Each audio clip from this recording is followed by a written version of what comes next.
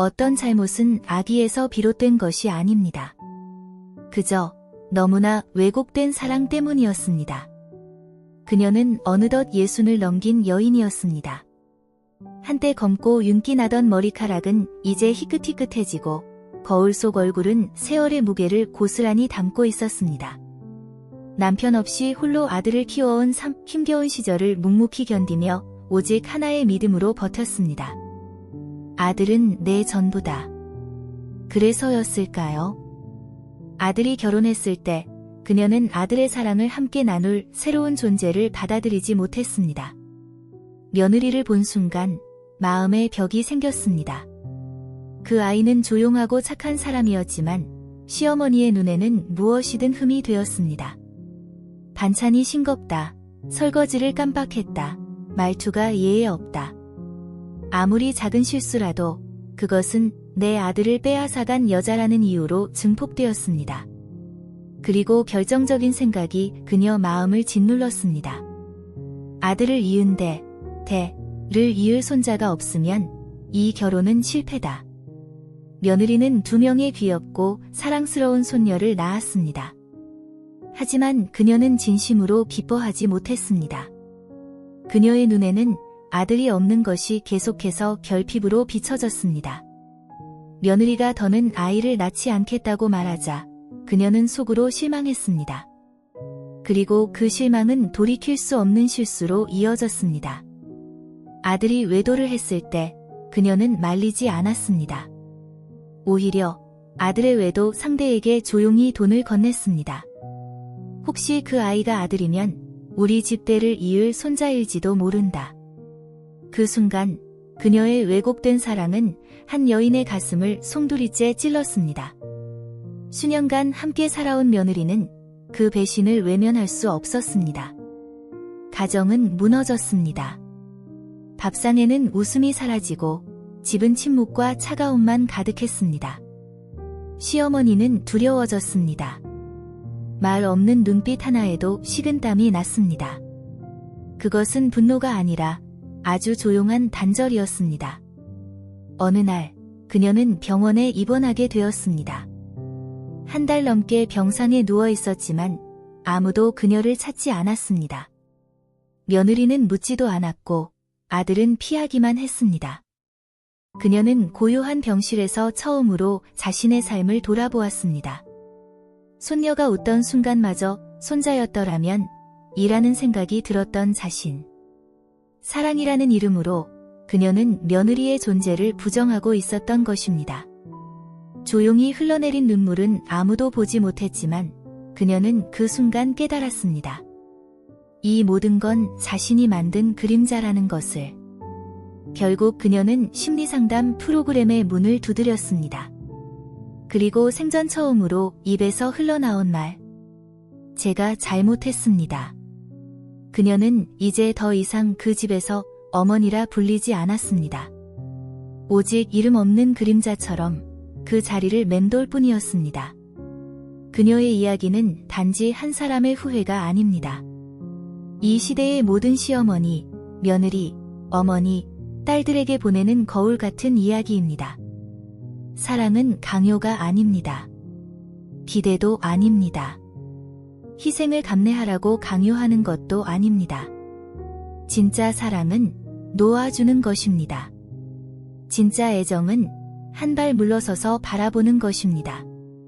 그래야만 우리가 더 이상 상처 주지 않으며 우리의 노년이 누군가의 따뜻한 시선 속에 안기게 되는 것입니다. 병원에서 조용한 시간을 보낸 후 그녀는 집으로 돌아왔습니다. 모든 것이 그대로인 듯 보였지만 공간은 달라져 있었습니다. 식탁은 6개의 의자가 여전히 놓여 있었고 부엌은 전과 같이 있었지만 공기는 냉랭했습니다. 마치 따뜻한 온기를 모두 잃어버린 집처럼요. 며느리는 아침 일찍 출근하고 늦게 귀가했습니다. 입을 열지 않았고 그녀를 외면했습니다. 아들은 일 때문에 바쁘다며 자리를 피했고 손녀들은 조용히 인사만 하고 방으로 들어가 버렸습니다. 그녀는 자신의 집에서 투명인간이 된 듯한 느낌을 받았습니다. 처음엔 시간이 해결해 줄 것이라 믿었습니다.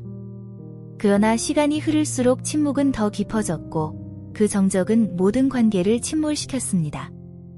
그리고 그녀가 가장 두려워했던 일이 결국 일어났습니다. 어느 날 저녁, 그녀가 밥을 짓고 있을 때였습니다. 며느리는 아무 말 없이 갈색 봉투를 식탁 위에 올려두었습니다. 그 안에는 그녀가 외도의 상대에게 보냈던 송금 내역서가 있었습니다. 그리고 짧은 메모 한 장. 어머니, 이게 어머니가 제게 숨기신 진실입니까? 그녀는 손이 떨렸고 밥은 타버렸습니다. 며느리는 울지도 소리치지도 않았습니다. 하지만 눈빛은 말보다 강했습니다. 그 눈빛 속에는 묵직한 분노와 절망이 담겨 있었습니다. 그날 밤, 그녀는 한숨도 자지 못했습니다. 그녀는 스스로에게 질문을 던졌습니다. 내가 너무 지나쳤나? 대를 이을 손주가 모든 것을 걸 만큼 중요한 존재였을까? 나는 아직 어머니라 불릴 자격이 있을까? 다음 날, 며느리는 집을 나갔습니다. 두 손녀를 데리고 외가로 향했고 그녀의 연락은 모두 무시됐습니다. 아들은 짧은 문자만 남겼습니다. 아내가 시간을 갖고 싶어 해요. 일주일, 또 한 주. 집은 텅 비었고 그녀는 매일 창문을 닫고 문을 열었다 닫았습니다. 모든 것이 그녀를 며느리의 존재로 연결시켰습니다. 그제야 그녀는 깨달았습니다. 그동안 그녀는 며느리를 제대로 알지 못했습니다. 그녀의 취향, 피로, 감정에 대해 한 번도 물은 적이 없었습니다. 그녀는 그저 요구하고, 통제하고, 판단만 했습니다. 그리고 이제 와서야 이해했습니다. 사람은 떠나고 나서야 그 가치를 실감하게 된다는 것을. 아들은 다시 전화를 걸어왔습니다. 피곤한 목소리로 말했습니다. 어머니, 아내가 정말 이혼을 생각하고 있는 것 같아요. 그녀의 심장은 찢어지는 듯했습니다. 이혼이라니. 가정이 무너지는 것입니다. 손녀들은 누구와 살게 될까요? 그녀는 누구와 남게 될까요? 하지만 그녀는 며느리를 원망할 수 없었습니다. 가정을 지키고자 애쓰는 사람을 가장 먼저 배신한 건 바로 자신이었기 때문입니다. 그녀는 펜을 들었습니다. 손이 떨렸지만 편지를 써 내려갔습니다. 자신의 잘못을 하나하나 고백하며 용서를 구하지는 않았지만 단 하나. 다시 한 번만 어머니라는 소리를 들을 수 있기를 바랐습니다. 편지를 보냈지만 아무런 소식이 없었습니다. 조용한 아침, 비어있는 식탁, 허전한 오후, 골목길을 바라보는 시간들. 모든 순간이 그리움으로 가득 찼습니다. 그러던 어느 저녁, 그녀가 더 이상 기다리지 않던 순간에 문을 두드리는 소리가 들렸습니다. 며느리였습니다. 그녀는 울지도 웃지도 않았습니다. 그저 자리에 앉아 그녀를 바라보았습니다. 오랜 시간 함께 살았음에도 처음 보는 눈빛이었습니다. 책망이 아닌 피로함. 그녀는 말없이 일어나 조용히 국을 떠 주었습니다. 그리고 식탁 위에 올려놓았습니다. 이제 짜지 않을 거야. 며느리는 조용히 그녀를 바라보다가 천천히 고개를 끄덕였습니다. 짜지 않은 국 한 그릇. 말없이 고개를 끄덕인 며느리. 그 작고 조용한 순간은 얼어붙었던 마음의 문을 조금씩 열게 했습니다. 그날 밤 아무 말도 없었습니다. 사과도 비난도. 식탁 양끝에 앉아 조용히 밥을 먹었습니다. 그러나 그 침묵 속에는 따뜻한 무언가가 조금씩 스며들고 있었습니다. 그날 이후 모든 것이 예전으로 돌아가진 않았습니다. 하지만 조금씩 달라지기 시작했습니다. 시어머니는 누구보다 먼저 일어나 부엌을 정리했습니다. 더 이상 잔소리하지 않았고 지적도 하지 않았습니다. 손녀들과 시간을 보내며 동화를 읽어주고 웃었습니다. 손자라는 단어는 더 이상 그녀의 마음을 채우지 않았습니다. 며느리도 완전히 용서한 것은 아니지만 다시 돌아왔습니다. 말없이 지나치던 그녀가 가끔은 조용히 물었습니다. 어머니, 식사하셨어요? 그 짧은 한마디가 그녀에게는 가뭄 끝에 내린 단비 같았습니다. 그러나 상처는 여전히 남아 있었습니다. 모두가 잊은 척했지만 마음속에는 지워지지 않은 흔적이 남아 있었습니다. 어느 날 저녁 식사를 하던 중 큰손녀가 말했습니다. 할머니, 엄마를 사랑하세요? 그 아이의 순수한 질문은 식탁 위 공기를 멈추게 했습니다. 그녀는 젓가락을 내려놓고 떨리는 눈빛으로 아이를 바라봤습니다. 그제야 깨달았습니다. 아무도 말하지 않아도 아이들은 모든 것을 알고 있었습니다.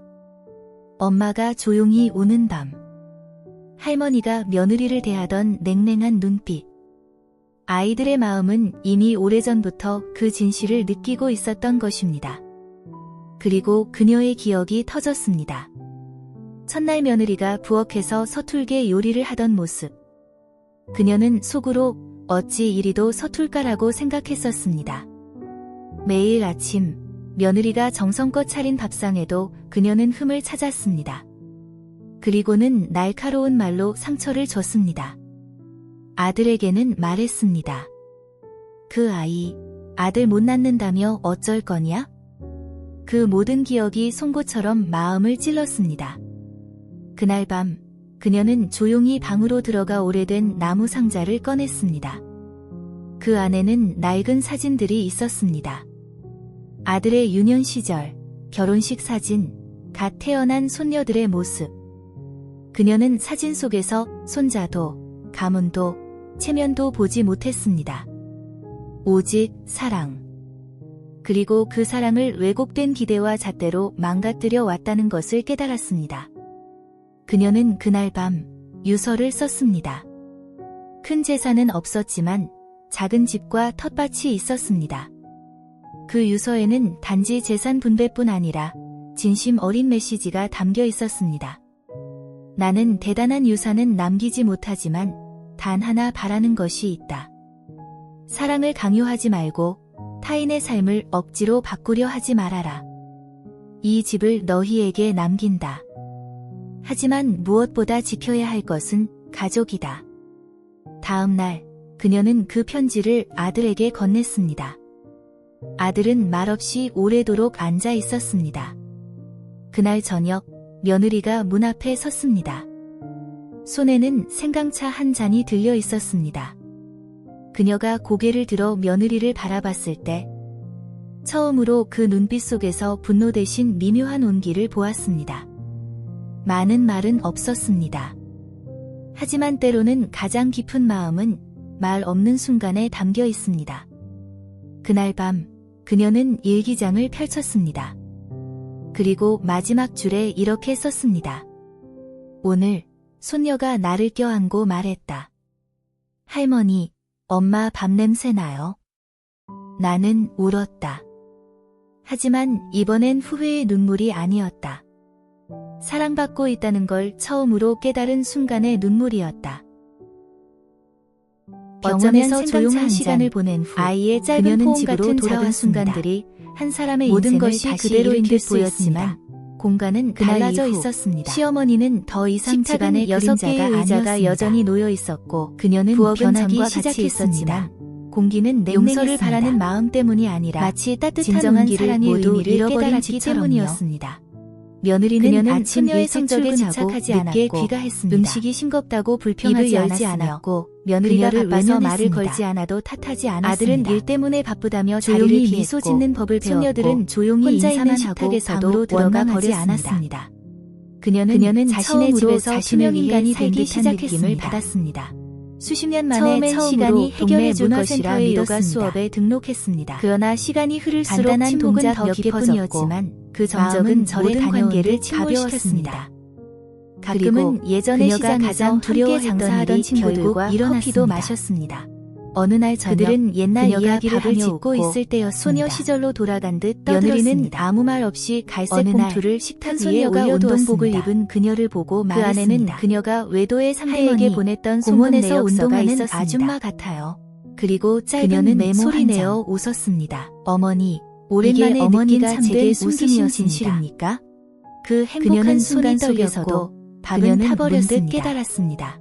며느리는 그동안 울지도 자신은 너무 소리치지도 많은 시간을 않았습니다. 쓸데없는 집착에 하지만 매달려왔다는 눈빛은 사실을 말보다 강했습니다. 평생 자식, 그 손주, 눈빛 속에는 가문을 묵직한 위해 분노와 살아왔습니다. 절망이 담겨 있었습니다. 하지만 정작 그날 자신은 밤 어떠했을까요? 그녀는 한숨도 자지 언제부터 못했습니다. 흰머리가 생겼는지 그녀는 등이 스스로에게 굽었는지 질문을 기억도 나지 던졌습니다. 않았습니다. 내가 그 너무 누구도 지나지 묻지 않았고 않았고 그녀 배를 이을 자신조차도 손주가 모든 것을 걸 그녀는 만큼 처음으로 중요한 자신에게 존재였을까? 질문을 던졌습니다. 나는 아직 어머니라 인생을 불릴 다시 살 자격이 수 있을까? 있다면 나는 같은 다음 삶을 날 선택할까? 며느리는 집을 나갔습니다. 그녀의 대답은 두 아니오였습니다. 손녀를 데리고 외가로 향했고 다시 살 수 그녀의 있다면 연락은 모두 며느리가 올 때 무시됐습니다. 꼭 안아주었을 것입니다. 아들은 짧은 문자만 맛이 남겼습니다. 없는 음식도 미소로 아내가 칭찬했을 시간을 것입니다. 갖고 싶어 해요. 손녀들을 소중한 일주일, 선물처럼 또 안았을 한 주. 것입니다. 집은 텅 그녀는 비었고 과거를 바꿀 그녀는 수는 매일 없지만 창문을 닫고 지금부터는 문을 변할 열었다 수 있다고 닫았습니다. 믿었습니다. 모든 어느 것이 날 그녀를 그녀는 며느리의 아들에게 존재로 부탁해 연결시켰습니다. 고향으로 향했습니다. 그제야 자신이 그녀는 태어난 깨달았습니다. 마을, 어머니가 살던 그동안 그곳이었습니다. 그녀는 며느리를 제대로 알지 오래된 못했습니다. 집은 무너져 있었지만 그녀의 낡은 취향, 우물 하나만은 피로, 남아 있었습니다. 감정에 대해 한 번도 물은 그녀는 적이 우물가에 없었습니다. 앉아 물속에 그녀는 비친 그저 자신을 요구하고 바라보았습니다. 통제하고 18살의 판단만 자신, 했습니다. 어머니, 그리고 웃음 가득했던 이제 과거가 와서야 떠올라 이해했습니다. 했습니다. 그녀는 사람은 조용히 떠나고 나서야 중얼거렸습니다. 그 가치를 실감하게 된다는 엄마, 것을. 미안해요. 아들은 다시 전화를 걸어왔습니다. 나도 엄마처럼 너무 피곤한 강하게만 목소리로 살았어요. 말했습니다. 그녀는 조용히 어머니. 울었습니다. 아내가 정말 그제야 이혼을 알았습니다. 생각하고 있는 것 같아요. 삶의 고통은 그녀의 세대를 심장은 거쳐 이어질 수 찢어지는 있다는 듯했습니다. 것을. 자신의 이혼이라니. 어머니도 며느리에게 엄격했고 가정이 무너지는 자신은 것입니다. 그 패턴을 반복해왔던 손녀들은 것입니다. 누구와 살게 될까요? 고통의 대물림을 끊기 위해선 그녀는 누구와 내려놓는 남게 것부터 될까요? 시작해야 한다는 진실을 하지만 그녀는 그녀는 며느리를 며느리를 원망할 수 깨달았습니다. 없었습니다. 도시로 돌아온 가정을 그녀는 지키고자 냉장고에 애쓰는 사람을 작은 가장 메모를 먼저 붙였습니다. 배신한 건 바로 이제부터 자신이었기 나는 때문입니다. 즐겁게 살 것이다. 그녀는 펜을 들었습니다. 누군가의 감사 따위 바라지 손이 않고 떨렸지만 편지를 그 문장을 몇 내려갔습니다. 번이고 읽으며 자신의 잘못을 다짐했습니다. 하나하나 고백하며 그날 용서를 저녁 구하지는 그녀는 않았지만 식탁에 단 하나 찹쌀수를 3잔 따랐습니다. 다시 한 번만 어머니라는 아들, 소리를 들을 며느리, 수 있기를 그리고 바랐습니다. 자신을 위한 잔이었습니다. 편지를 보냈지만 그리고 아무런 소식이 말했습니다. 없었습니다. 우리가 한 집에 조용한 산다면 아침, 진짜 비어있는 가족처럼 식탁. 살자. 허전한 오후 누구도 누구에게 골목길을 비치지 바라보는 않고 시간들. 이제부터 모든 나는 순간이 어머니도 그리움으로 감시자도 가득 찼습니다. 규칙을 강요하는 사람도 그러던 아니다. 어느 저녁 나는 그녀가 더 이상 기다리지 친구가 않던 되고 순간에 싶다. 문을 두드리는 소리가 며느리는 들렸습니다. 순간 말을 잊었습니다. 며느리였습니다. 그리고 눈가에 그녀는 눈물이 울지도 맺힌 채 웃었습니다. 웃지도 않았습니다. 행복이란 그저 자리에 과거를 고치는 앉아 것이 그녀를 아니라 바라보았습니다. 현재를 진심으로 오랜 시간 살아가는 것이라는 함께 걸 살았음에도 그들은 처음 그날 보는 밤 눈빛이었습니다. 알게 되었습니다. 책망이 아닌 피로함. 그녀는 말없이 일어나 조용히 국을 떠 주었습니다. 그리고 식탁 위에 올려놓았습니다. 이제 짜지 않을 거야. 며느리는 조용히 그녀를 바라보다가 천천히 고개를 끄덕였습니다. 모든 것이 조금씩 제자리를 찾아가는 듯했습니다. 그러나 인생은 언제나 막 다시 사랑을 배운 마음을 시험하려 듭니다. 겨울이 막 시작되던 어느 아침, 공기가 살을 애는 듯 차가웠습니다. 그녀는 평소처럼 일찍 일어나 따뜻한 물을 끓이고 과일을 깎고 아침 식사를 준비했습니다. 낡은 니트 하나를 걸치고 손이 떨리면서도 찬물에 채소를 씻었습니다. 하지만 아무 말도 하지 않았습니다.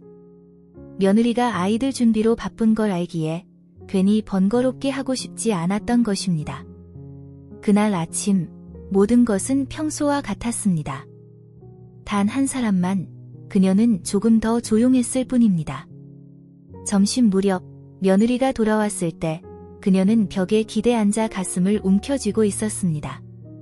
얼굴은 창백했고 책상 위에 놓인 물잔은 아직 그대로였습니다. 급히 병원으로 향했습니다. 의사는 말했습니다. 신부전 2단계입니다. 꽤 오래되었을 겁니다. 아들은 바로 휴가를 냈고 며느리는 병상 곁에서 밤새도록 지켰습니다. 그들은 처음으로 그녀의 약한 모습을 마주했습니다.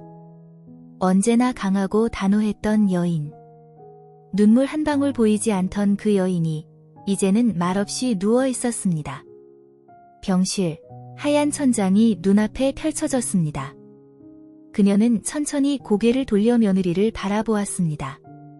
며느리는 침대 옆에서 꾸벅꾸벅 졸고 있었고 그녀의 손을 꼭 쥐고 있었습니다. 따뜻했습니다.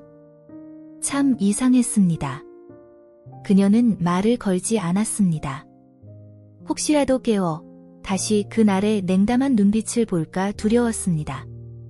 그러나 눈가에 맺힌 눈물 자국을 보고 그녀는 조용히 숨을 내쉬었습니다.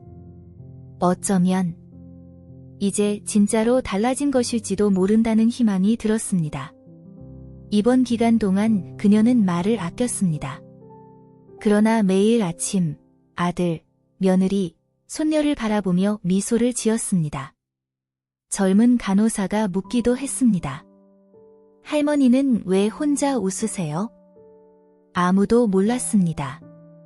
그 미소는 삶이 한 번 더 기회를 줬다는 감사의 표현이었습니다. 실수를 바로잡을 수 있는 마지막 기회였습니다. 퇴원 후 그녀는 확연히 달라졌습니다. 의사는 말했습니다. 무리하지 마시고 걱정도 줄이세요. 이번엔 그녀는 처음으로 그 조언을 따랐습니다. 그날 저녁 온 가족이 식사를 마친 후 그녀는 며느리를 마당으로 불렀습니다. 야근 초승달이 하늘에 걸려 있었고 빛은 흐릿했지만 따뜻했습니다. 그녀는 조용히 말했습니다. 만약 내가 어느 날 사라지더라도 아이들 잘 부탁한다. 그리고 내 잘못을 아이들이 반복하지 않도록 해줘. 며느리가 말을 꺼내려 하자 그녀는 손으로 조용히 막았습니다. 더 이상 사과하지 않을게. 이미 지나간 일은 돌이킬 수 없으니까. 하지만 알아줬으면 해. 나는 널 사랑해. 비록 늦었지만. 그녀는 처음으로 며느리를 너라고 불렀습니다. 그 여자도 애도 아닌 진정한 가족의 호칭으로. 그리고 며느리는 눈물을 흘렸습니다. 상처 때문에가 아니라 비로소 받아들여졌기 때문이었습니다. 그날 밤 그녀는 편지 한 통을 써서 서랍에 넣었습니다. 그 내용은 아무도 모릅니다. 오직 그녀만 알고 있었습니다. 그것은 마지막 약속. 자신에게, 가족에게, 그리고 오래전 어머니에게 남긴 고백이었습니다. 며칠 후 막내 손녀가 조심스레 다가와 속삭였습니다. 할머니, 죽지 마요. 그녀는 웃으며 손녀의 머리를 쓰다듬었습니다. 할머니 아직 안 죽어. 이제야 가족을 제대로 사랑하기 시작했는걸. 그해 봄, 벚꽃은 예년보다 일찍 피었습니다. 바람은 부드러웠고 하늘은 높았으며 미소는 진심이었습니다. 그녀는 의사의 예상을 넘어서 빠르게 회복했습니다. 약 때문이 아니었습니다. 진심으로 삶을 받아들이기 시작했기 때문입니다. 며느리는 매일 아침 그녀를 공원에 데려갔습니다. 두 사람은 손을 잡고 천천히 걸었습니다. 말은 많지 않았지만 그저 함께 걷는 것만으로도 마음은 따뜻했습니다. 그녀는 더 이상 며느리를 그 여자라 부르지 않았습니다. 손녀 교육에도 간섭하지 않았습니다. 그저 조용히 바라보며 진심으로 감사했습니다. 어느 날 가랑비가 내리는 오후, 그녀는 오래된 나무 상자를 꺼냈습니다. 그 안에는 편지, 사진, 그리고 미완성된 일기장이 담겨 있었습니다. 그녀는 그것을 며느리에게 건넸습니다. 이건 오래전에 쓴 거야. 하지만 이제서야 전할 용기가 생겼어. 며느리는 조심스럽게 상자를 열었습니다. 떨리는 손글씨로 쓰인 편지 한 장. 그 안에는 이런 내용이 있었습니다. 나는 내가 내 아들을 빼앗아갔다고 생각했어. 하지만 틀렸어. 내가 그 아이를 지켜줬고, 내가 감당하지 못했던 모든 것을 너는 감내했어. 정말 미안해. 내 사랑이 벽이 되었던 것을. 며느리는 그녀를 조용히 안았습니다. 눈물은 없었지만 그 포옹 하나로 모든 게 전해졌습니다.